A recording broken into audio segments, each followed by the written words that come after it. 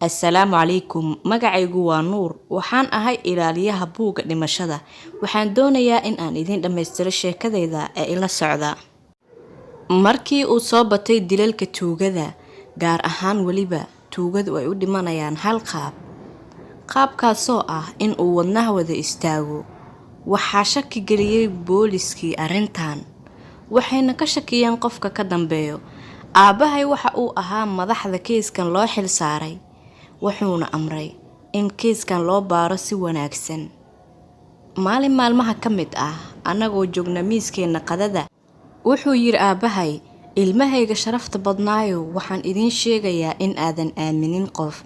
Maxaa yeelay maalmahan waxaa imaatay in qofka uu iska dhinto, mana ogin waxa sababayo.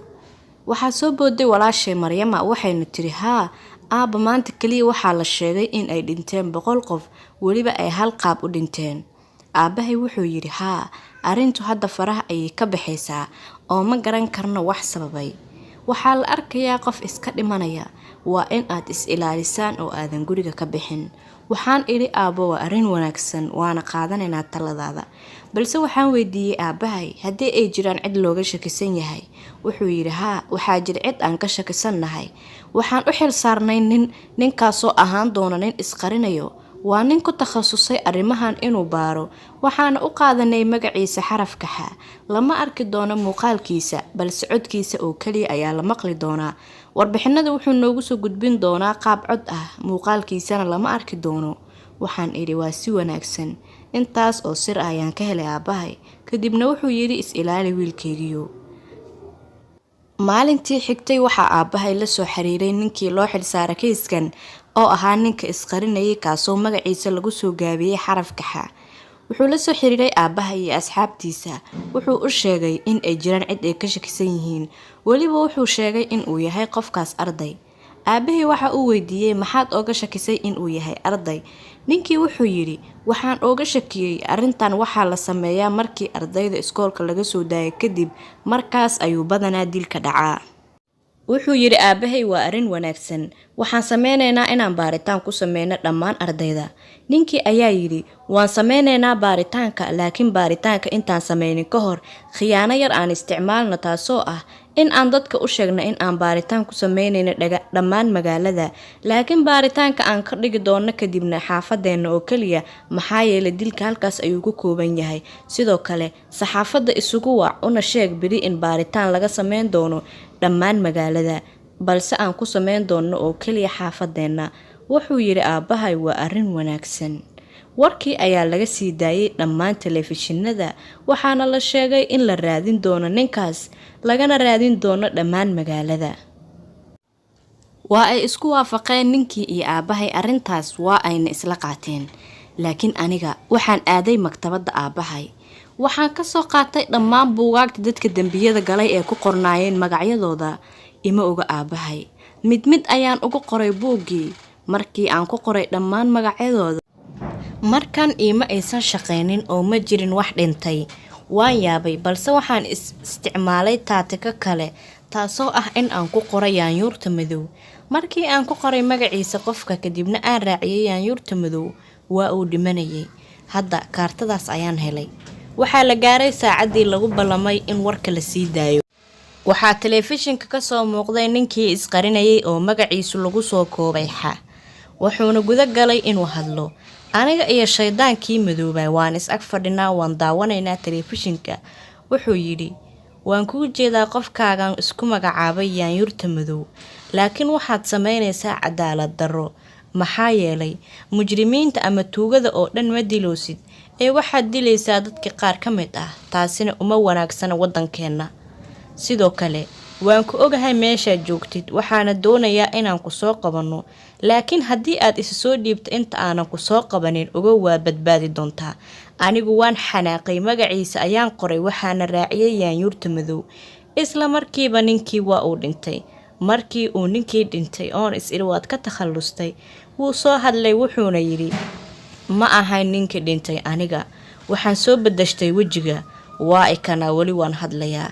Qofkii dhintay waxa uu ahay tuugaasoo la rabay in la dilo, kaliya codkeyga ayaa la dul saaray.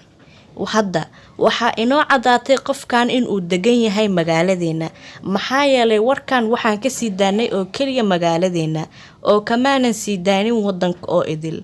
Hadda way noo cadaatay qofkan inuu yahay qof halkan ka dhow. Baaritaan dheerin ayaan sameyn doonaa oo kusoo qaban doonaa qofkan. Haddii aan soo qabanana ma daayin doono oo qoorta ayaan u dheereyn doonaa. Aniga aad ayaan u xanaaqay, waxaana iri alla ninkan wuu i qiyaamay. waxaa ila soo hadlay saaxiibka sheedaanka madow ag joogay, wuxuuna yidhi ani ma kuu sheegaa fursad aad kaga takhalusi karto. waxaan idhi maya ii sheegin, aniga ayaa la imaanaya fikrad.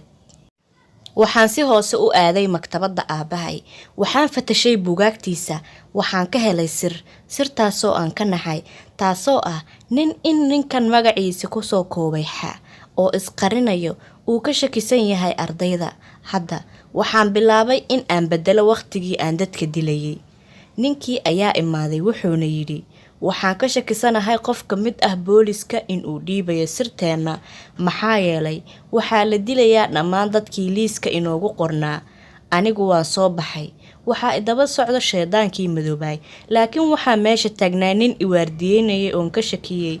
ninkaa ilaa iyo iskuulka intaan soo gaaraynay waa uu ina daba socday. waan ka shakisanaa inay booliska soo direen. waxaa isla taagan aniga iyo saaxiibkay, waxaana ka wada hadlaynay waxbarashada. saaxiibkay waxaan ka codsaday inuu isoo raaco, balse ilaa iyo hadda waxaa ina daba socda ninkii. waxaan soo raacnay bas, ninkii baska ayuu naga saaran yahay, laakiin nasiib xumo baska waxaa soo raacay nin tuug. wuxuu watay biskoolad, wuxuu inoo sheegay dhammaan dadka baska saaran inuu dili doono, balse ninkii gadaasheeda socday ee aan ka shakisanaa wuxuu yidhi nacaawi haddii aad nacaawin karto. anigu waxaan idhi waan kaa shakisanahay inaad jaajuus tahay. wuxuu ii soo bixiyey warqadaasoo caddeyn u ah inuu jaajuus ahayn. warqadii markii aan soo qaaday waxaan ku tuuray dhinaca iyo ninka waxaa ku qornay magaciisa. magacii ayaan ka fiirsaday, kadibna waan ku tuuray. ninkii warqadda ayuu qaaday, markuu qaaday wuu iska tuuray. markii uu tuuray wuxuu arkay sheedaankii madow, waa uu argagaxay. ninkii orod ayuuna ku baxay. markii uu baxay waxaa si kadis ah u dardaray baabuur, waa uuna dhintay.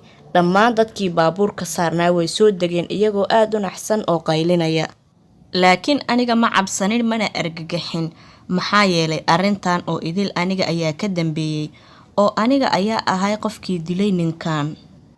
waxaan ahaa mid ku qora wax walba oo dhacay. buuggan geerida sababaya waan ku qoray ninkan magaciisa. waxaan ogaaday ninkan inuu horay u dilay gabar yar, aana jirin cid u ciqaabtay. hadda wuu u qalmaa inuu sidan u dhinto. waxaana ku qoray buugga inuu u dhiman lahaa qaabkuu hadda u dhintay, kaasoo ah inuu baabuur dardaro. baabuurkii ayaana dardaray. maxaad u malaynaysaa in ay dhici doonto qaybta 3? ku soo biir janalka oo subscribe saaro, gambaleelkana furo si aad u noqoto daawadaha u horeeyo.